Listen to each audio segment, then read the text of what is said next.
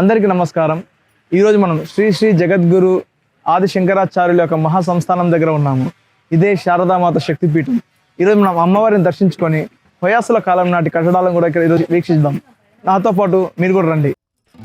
ఉడిపి నుండి శృంగేరికి వెళ్ళాలంటే ఘాట్ రోడ్ మీదుగా వెళ్లాల్సి ఉంటుంది. అందమైన ప్రకృతి, కొండల మీద నుండి కిందకు పారే జలపాతాలు అక్కడక్కడ మీకు కనబడుతూ మీ ప్రయాణాన్ని మరింత ఆహ్లాదకరంగా మారుస్తాయి. అయితే వరదలు మరి వర్షాల సమయంలో ఘాట్ రోడ్ ప్రయాణం అంత సురక్షితం కాదని గుర్తుంచుకోండి. ఇదే శ్రీ శ్రీ శ్రీ జగద్గురు ఆది శంకరాచార్యుల వారి మహాసంస్థానంగా చెప్పబడే శ్రీ శారదామాత పీఠం. కైలాసం నుండి శంకరాచార్యుల వారు తీసుకొచ్చిన 5 స్ఫటిక లింగాల్లో ఒకటి శృంగేరిలో ప్రతిష్ఠించడం జరిగింది.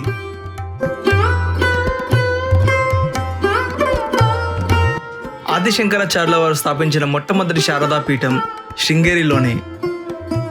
దానికి కారణం, ఒకానొక సమయంలో ఆది శంకరాచార్యుల వారు అద్వైత వేదాన్ని బోధిస్తూ దేశాటన చేస్తున్న సమయంలో తన శిష్యులతో కలిసి ఈ ప్రాంతానికి చేరుకున్నారు. అయితే ఆది శంకరాచార్యుల వారికి ఇక్కడ కనిపించిన ఒక దృశ్యం ఆశ్చర్యానికి గురి చేసింది. ప్రసవిస్తున్న ఒక కప్పకు ఒక పాము తన పడగతో నీడను కల్పిస్తూ కనిపించింది. బద్ధశత్రువులైన కప్ప మరియు పాముల మధ్య కూడా స్నేహం చిగురించడానికి కారణం ఇక్కడి ప్రాంత మహత్యమని గ్రహించి తన మొట్టమొదటి శారదా పీఠాన్ని శృంగేరిలో నిర్మించారు ఆది శంకరాచార్యుల వారు. ధర్మ ప్రచారానికై దేశాటానికి వెళుతూ ఆది శంకరాచార్యుల వారు ఆయన యొక్క ప్రధాన శిష్యుడు శ్రీ సురేశ్వరాచార్యుల వారిని ఈ పీఠానికి మొదటి ఆచార్యునిగా నియమించారు.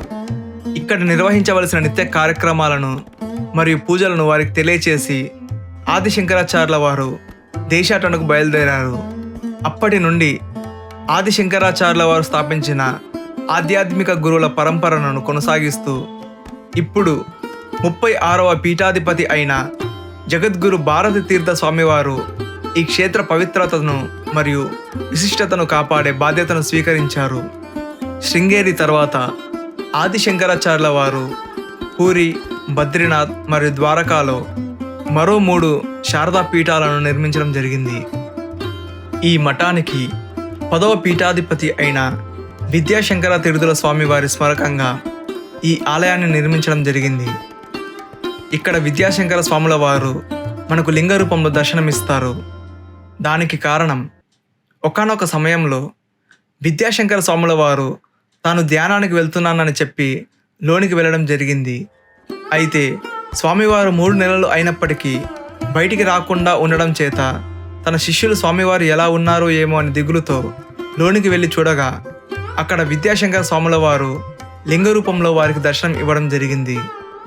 విద్యాశంకర స్వాముల వారు శివునిలో ఐక్యం అయిపోయారని గ్రహించి లింగ రూపంలో ఉన్న విద్యాశంకర స్వామి వారిని 14వ శతాబ్దంలో విజయనగర సామ్రాజ్యపతి ఈ ఆలయాన్ని నిర్మించడం జరిగింది. ఈ ఆలయాన్ని ద్రవిడ శిల్ప శైలిలో నిర్మించారు. మీరు ఈ ఆలయంలో గమనిస్తే ఇక్కడ మొత్తం 12 స్తంభాలు ఉంటాయి. ప్రతి స్తంభం మీద ఒక రాశి గుర్తు చెక్కబడి ఉంటుంది.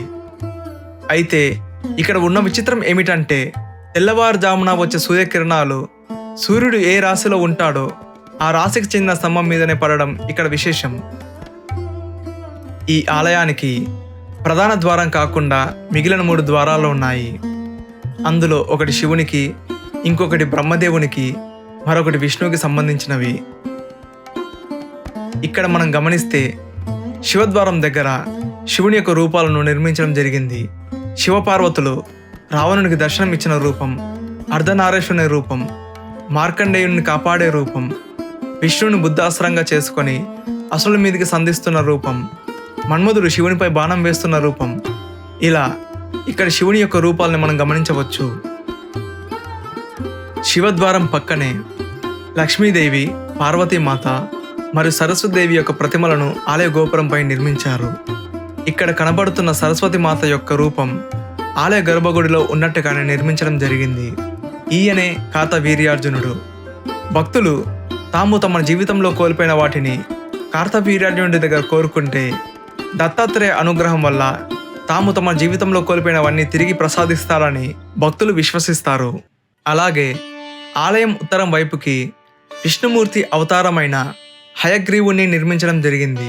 ఈయన జ్ఞానానికి మరియు తెలివితేటలకి చిహ్నం. ఆలయ దక్షిణానికి శివుని రూపమైన దక్షిణామూర్తిని నిర్మించడం జరిగింది. జ్ఞానానికి, ముక్తికి చిహ్నంగా శివుడిని దక్షిణామూర్తిగా భక్తులు పూజిస్తారు. ఇదే బ్రహ్మద్వారం. ఇందులో బ్రహ్మదేవుడు మరియు సరస్వతి మాత కొలువై ఉంటారు. ఈ ఆలయ పీఠాధిపతి వచ్చినప్పుడు ద్వారాలు తెరుస్తారు అని ఇక్కడ ఉన్నవారు చెప్పడం జరిగింది. తిరుపతిలో ఉన్నట్టుగానే ఈ ఆలయ గోపురంపై విమాన వెంకటేశ్వర స్వామిని నిర్మించారు. ఈ ఆలయానికి వచ్చినప్పుడు తప్పనిసరిగా విమాన వెంకటేశ్వర స్వామిని దర్శించుకోండి. ఇక ఆలయానికి వెనుక వైపు విష్ణు ద్వారం ఉంటుంది. ఇక్కడ విష్ణువు లక్ష్మీ సమేతంగా దర్శనమిస్తారు. ద్వారానికి ఇరువైపులా విష్ణుమూర్తి యొక్క దశావతారాలను నిర్మించారు. మత్స్యావతారం, కూర్మావతారం, వరాహ అవతారం, నరసింహ అవతారం, వామన అవతారం, పరశురామ అవతారం, రామావతారం, కృష్ణ అవతారం, బుద్ధావతారం మరియు కల్కి అవతారాలు ఈ ద్వారం ఇరువైపులా మనం చూడవచ్చు. అయితే చాలామంది విష్ణుమూర్తి యొక్క 9వ అవతారం గురించి బలరాముడా లేదా బుద్ధుడా అని అడగడం జరుగుతుంది. ఇక్కడ మీరు గమనించవలసింది ఏమిటంటే, బుద్ధ అవతారం అంటే బుద్ధ మతాన్ని స్థాపించిన గౌతమ బుద్ధుడు కాదు. శివపురాణం ప్రకారం కుమారస్వామి తారకాసురుని వధించిన తర్వాత త్రిపురాసులుగా పిలువబడే అతని కుమారులు తండ్రి మరణానికి ప్రతీకగా భూమిపై విధ్వంసం చేయడం మొదలుపెట్టారు. శివుడు వారిని అంతమొందించడంలో విష్ణువు తన వంతు పాత్రగా భూమిపై సుగత బుద్ధునిగా అవతరించి త్రిపురాసులుగా పిలువబడే రాక్షసుల బుద్ధిని క్షీణింపజేశాడు. సరైన సమయాన్ని చూసుకొని శివుడు త్రిపురాసులుగా పిలువబడే ఆ 3 అసురుల మీదకి పీనకం అనే బాణాన్ని సంధించడం జరిగింది. ఆ బాణం ఒక్కసారిగా ఆ 3 అసురులను ఒక్క వేటుతో అంతమొందించింది. ఈ రకంగా భూమిపై ధర్మాన్ని రక్షించడానికి విష్ణుమూర్తి శివునికి సహాయార్థం సుగత బుద్ధునిగా అవతరించాడని శివపురాణంలో చెప్పబడింది.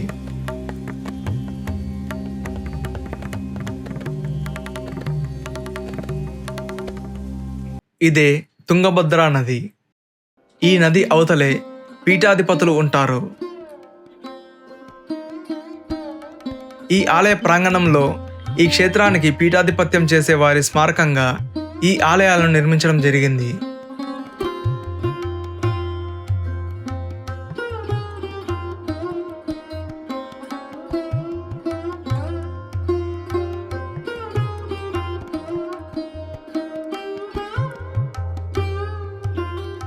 భూమిపై విష్ణుమూర్తి అవతారాలు దశావతారాల్లో ఒక రూపంగా చెప్పబడతాయి.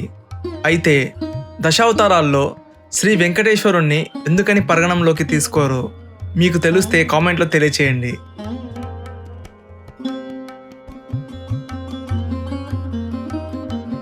సాక్షాత్తు బ్రహ్మదేవుల వారే ఈ క్షేత్ర పాలకునిగా ఈ క్షేత్రాన్ని కాపాడుతున్నారు.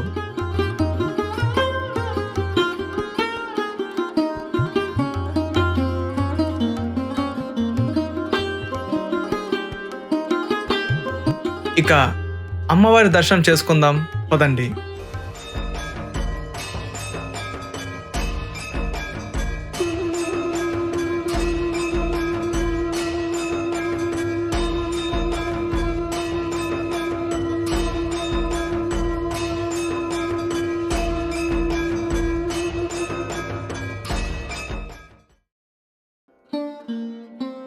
ఇది ఆది శంకరాచార్యుల వారి సన్నిధి.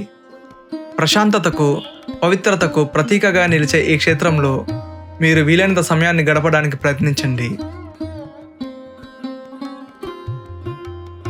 ఇక్కడి దగ్గరలోనే శివుని స్ఫటికలింగం ఉన్న ఆలయం ఉంది. అక్కడికి సెల్ ఫోన్లు, కెమెరాలు లాంటివి తీసుకెళ్ళనివారు. అందుకే మీకు అక్కడి దృశ్యాలు వీడియోలో చూపించలేకపోతున్నాను. మీరు ఇక్కడికి వచ్చినప్పుడు ఖచ్చితంగా శివుని స్ఫటికలింగాన్ని దర్శించుకొని వెళ్ళండి. శారదాదేవి సన్నిధి మరియు ఆచార్యుల పాండిత్యం కారణంగా శృంగేరి ఆధ్యాత్మిక శక్తి మరియు సాంప్రదాయాల విద్యా కేంద్రంగా మారింది. మన దేశ సంపద అయిన ఆలయాలు మరియు సంస్కృతి సాంప్రదాయాల గొప్పతనాన్ని తెలియచేసిన ప్రయత్నం మీకు నచ్చితే నా ఛానల్ని సబ్స్క్రైబ్ చేసుకొని వీలైనంత మందికి షేర్ చేయండి. ఇంకో వీడియోలో మళ్ళీ కలుద్దాం. అప్పటి వరకు శారదాదేవి ఆశీస్సులు మీ అందరికీ ఉండాలని కోరుకుంటూ సెలవు తీసుకుంటున్నాను.